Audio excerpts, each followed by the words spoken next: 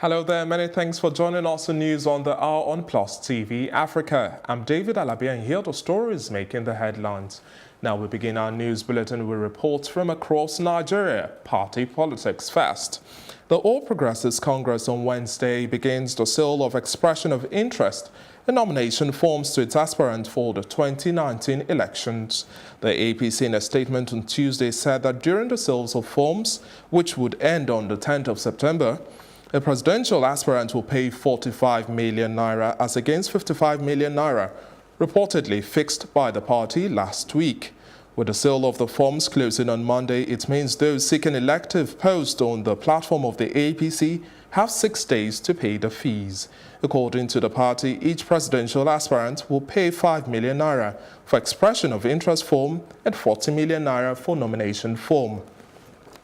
It added that a governorship aspirant would pay 2.5 million naira for expression of interest form and 20 million naira for nomination form, making it 22.5 million naira. For a senatorial ticket, an aspirant will pay 1 million naira for the expression of interest form and 6 million naira for a nomination form. The House of Representatives aspirant, on the other hand, will pay 3.85 million naira, including 350,000 naira for the expression of interest form and 3.5 million naira for the nomination form. The APC asks the House of Assembly aspirant to pay 850,000 naira, including 100,000 for expression of interest form and 750,000 for the nomination form. It, however, gave a 50% discount for female and fiscally challenged aspirants. Recall that in 2014, those who sought the presidential ticket of the party paid 27 million naira for both forms, expression and nomination. The national leadership of the People's Democratic Party has sent a petition to both the British Prime Minister Theresa May and German Chancellor Angela Merkel, both accusing Nigeria's President Muhammadu Buhari of disrespecting the judiciary. It also accused the president and the federal government of engaging in what it described as impunity and other anti-democratic vices. The national chairman of the People's Democratic Party, Uche Secondus, signed the party's letter, which was made available to journalists in Abuja on Tuesday. In the letters, Mr. Secondus accused the federal government of using the Economic and Financial Crimes Commission to intimidate members of the opposition. He also drew the attention of the world to President Buhari's alleged brazen attack on the principle of rule of law. A former Vice President Alhaji Atiku Abubakar has expressed the fear that the 2019 presidential election may not be free with President Muhammadu Buhari, a retired military man now leading the country. He said, unlike former President Goodluck Jonathan, who was in power during 2015 general elections and was much level-headed, being a peaceful and very patriotic Nigerian, the country was now dealing with a retired general who is very uncompromising, also power-drunk, and who will not be ready to leave power without a fight, end of quote. The former VP also tasked Vice President Yemi Osinbajo to explain to Nigerians the decision by the federal government to share $322 million Abacha's loot, and also begged for a fresh $328 million loan from China. The new loan is set to be for information and communications technology development in the country.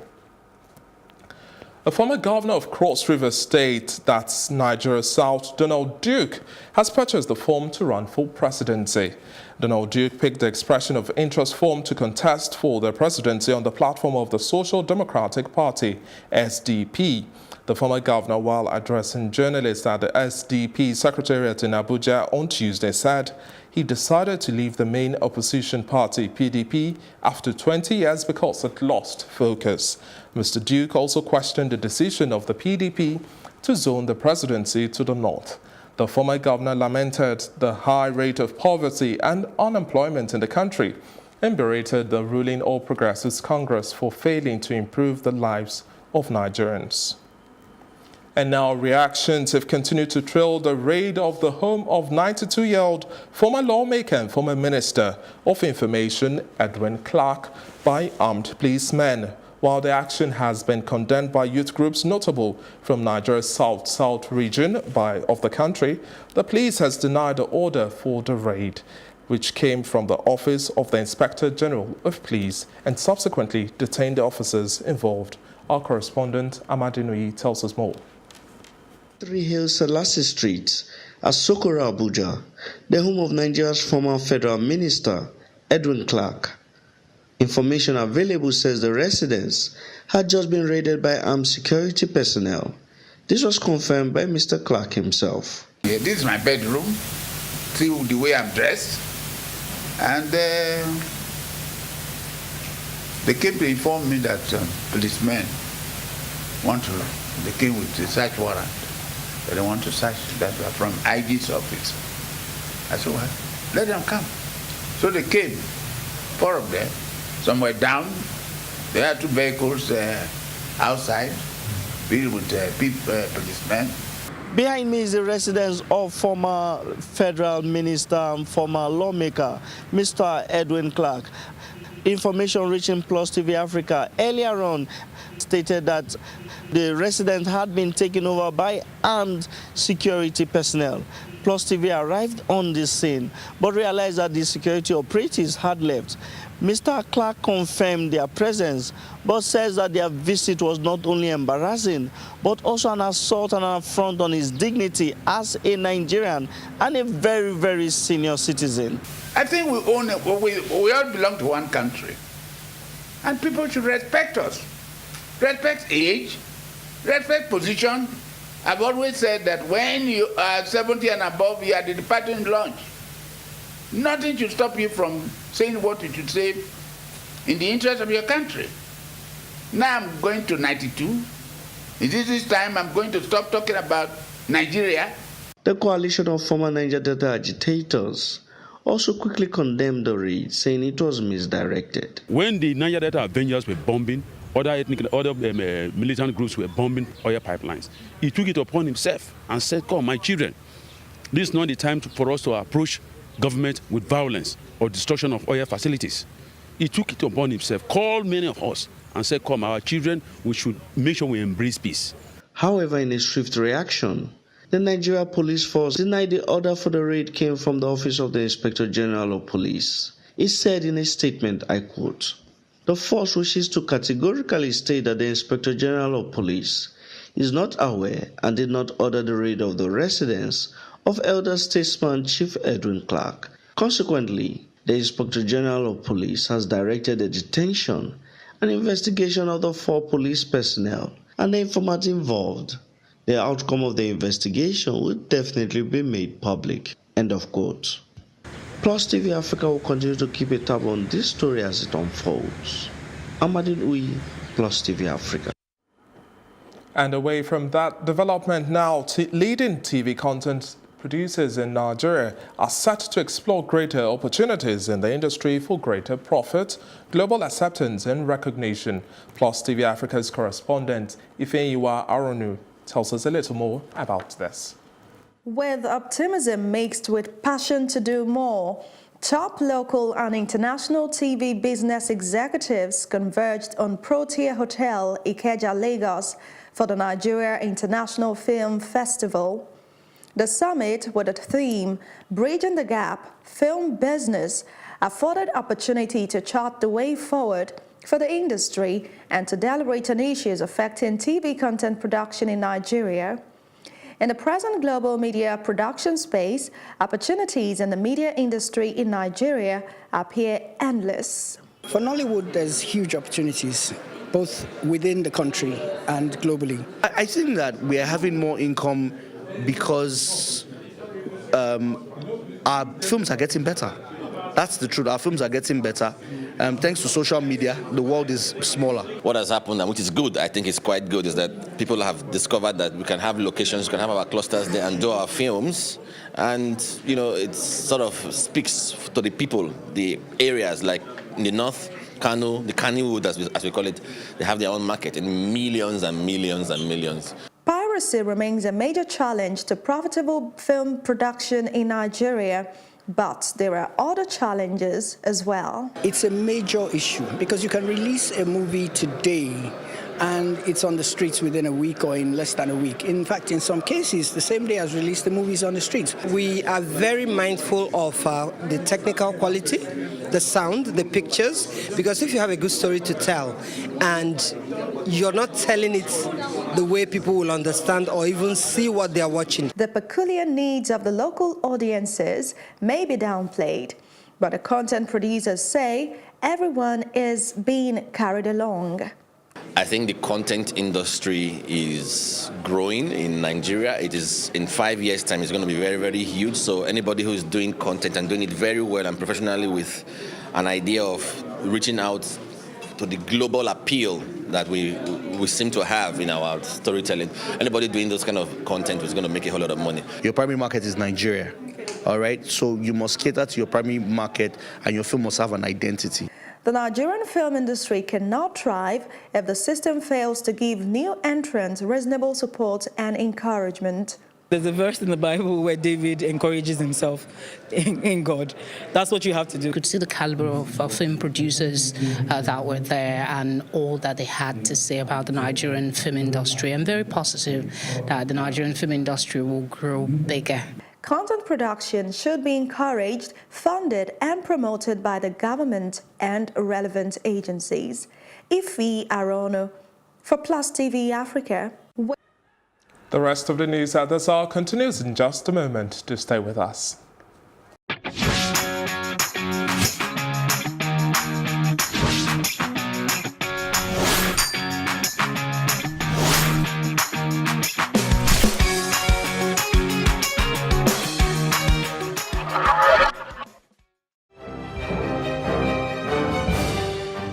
If you're just joining us, this is news on the hour on Plus TV Africa. It's now time for our Africa News Package.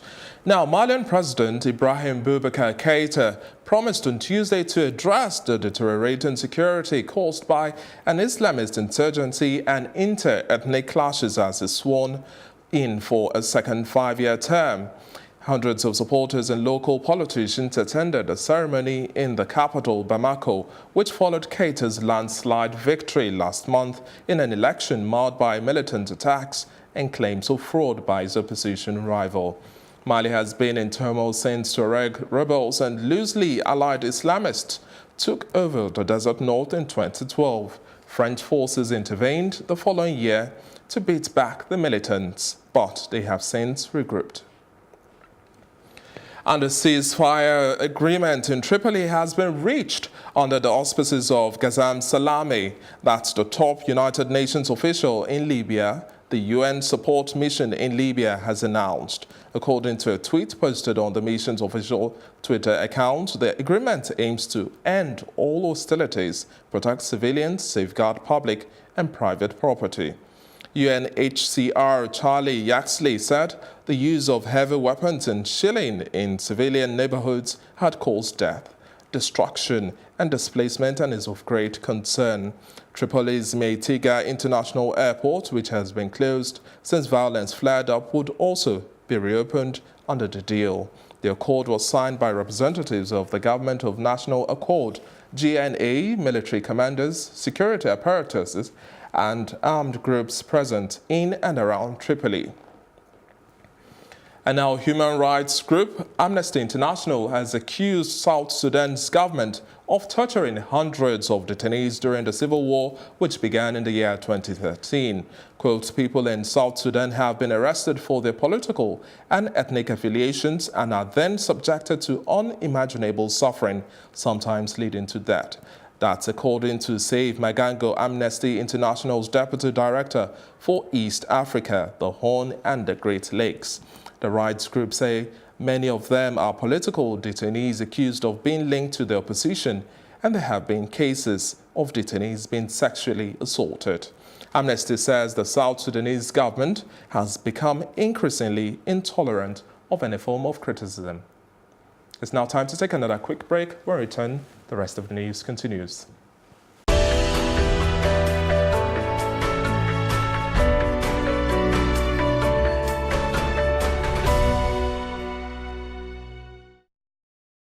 And on the foreign scene, Japanese government says at least 10 people have been killed and about 300 injured by Typhoon Jebi, the worst storm to hit Japan in 25 years. Jebi left a trail of destruction across the west of the country, hitting major cities like Kyoto and Osaka. Flights, trains and ferries were cancelled, but thousands of passengers stranded at Osaka's international airport have since been evacuated as the wind slows down and moves north. People are urged to stay alert for landslides and floods.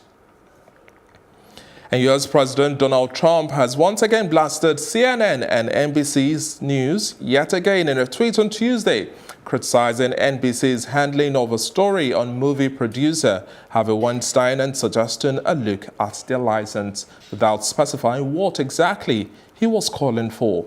President Trump has frequently criticized the U.S. news media for what he has said is unfair coverage of him. Comcast Corp, which owns NBC News, declined to comment. Following the tweet, a decline in the price of Comcast shares on the Nasdaq extended slightly.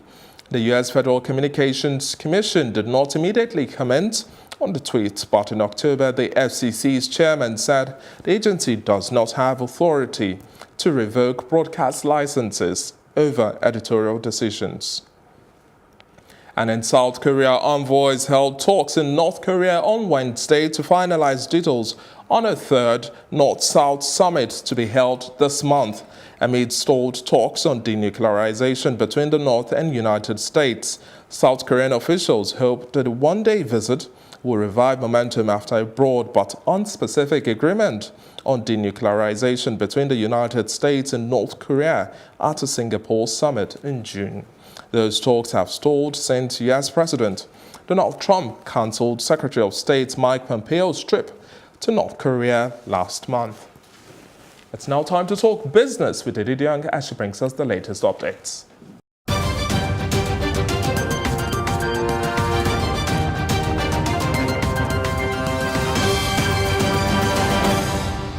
Welcome to Business News on Plus TV Africa. I am Edidiong Iwang. Well, 6 months in office, and South African President Cyril Ramaphosa now suffers a technical recession as the South African economy contracted an annualized 0.7% in the second quarter from the previous quarter. That compares with a decline of 2.6% in the first quarter and is the first recession since 2009. Also, the rand fell by 2.3% to 15.2094 per dollar by 11:45 a.m. in Johannesburg on Tuesday. Well, MTN Group has announced it has been slammed with a $2 billion tax bill. This announcement comes after MTN Nigeria's Apex Bank ordered MTN's Lagos-based unit to hand over $8.1 billion repatriated funds, which was illegally sent abroad. Since the demand from the Central Bank of Nigeria, MTN has suffered a drop in its shares as it continuously suffers a hit from its most lucrative business. Well, that's it on Business News at this hour. Stay tuned for more news when we return.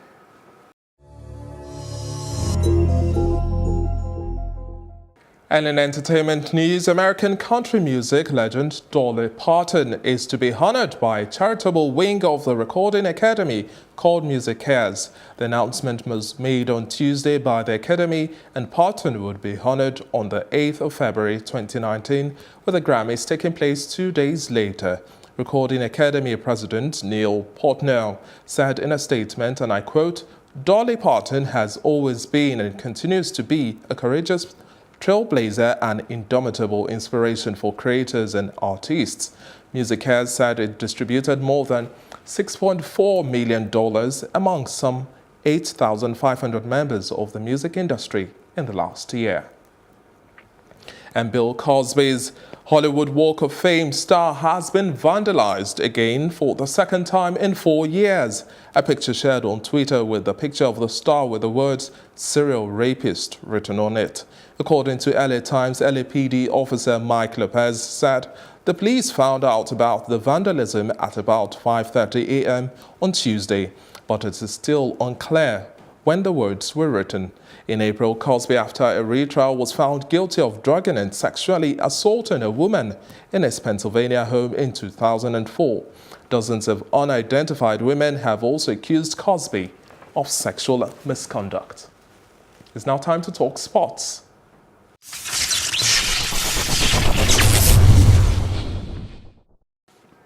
Hello and welcome to Sports Update on Plus TV Africa. I am Udoka Njoko.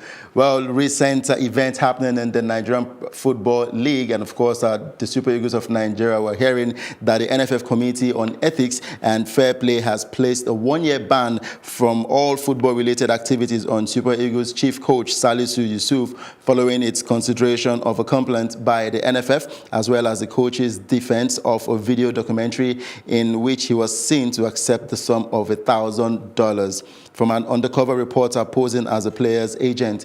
The coach must also pay a fine in the sum of $5,000 to the federation within 3 months. The video was recorded in Ghana during the WAFU Championship by Ghanaian reporter Anas Anas in the tournament where Nigeria finished as runners-up to the eventual winners Ghana after losing 4-1 in the final. Salisu Yusuf faced the Ethics Committee upon his return from London, where he was undergoing surgery when the documentary was aired on the BBC network last month. And Salisu's one-year ban from all football-related activity in Nigeria now casts doubts on his role as coach of the Nigerian men Olympic soccer team. An official announcement is expected to be made public by the NFF in the coming days, and it is expected that his role with the under-23s as head coach will also be defined by the statement when it is made available by the NFF. And going over to tennis, Serena Williams defeats Karolina Pliskova to reach the semi-final. And of course, for Serena, she passed her toughest test so far at the US Open as she defeated Karolina Pliskova to reach the semi-final for a 9th consecutive time. And Williams seeded 17th, trailed 4-2 in the first set, but hit back to win 6-4, 6-3 against the Czech 8th seed. The American is seeking her first Grand Slam trophy since giving birth to her daughter Olympia last September. If she wins, it will be her 24th major title, equaling Australian Margaret Court's all-time record. And for Williams, she faces Latvia's 19th seed, Anastasia Sevastova, who knocked out American defending champion Sloane Stephens earlier on Tuesday. And that game will be going down on Thursday. And it appears to be Anastasia Sevastova's first Grand Slam semi-final of her career. And still on tennis, Rafael Nadal he actually dug deep to win the longest match of this year's US Open in a classic 5-set quarterfinal against Dominic Thiem, which finished at 2:03 a.m. local time. And the world number one, Rafael Nadal, lost the opening set 6-love after being outpowered by the Australian 9th seed, but he recovered to lead 2-1 before Thiem leveled in a tie-break. And Nadal edged the 10th 5th set tie-break to win in 4 hours. When he was asked about how he was able to get through the tense moment, Nadal said, "Suffering is the right word. It was a great battle." He will go on to face Argentine 3rd seed Juan Martín del Potro, the 2009 champion, in Friday's semi-finals. And that's all on Sports Update on Plus TV Africa. I am Udoka Njoko. Many thanks, Udoka. And there you have it. Sports wraps our news roundup of events this hour. Remember, the biggest stories live here. And for more news, update and broadcast, please follow us at Plus TV Africa. That's on Facebook, Twitter and Instagram. And do remember to subscribe to our YouTube page at Plus TV Africa. We'll be back later with more stories making the headlines across the African continent and the rest of the world. Many thanks for watching. I'm David Alabi. Do have a great day.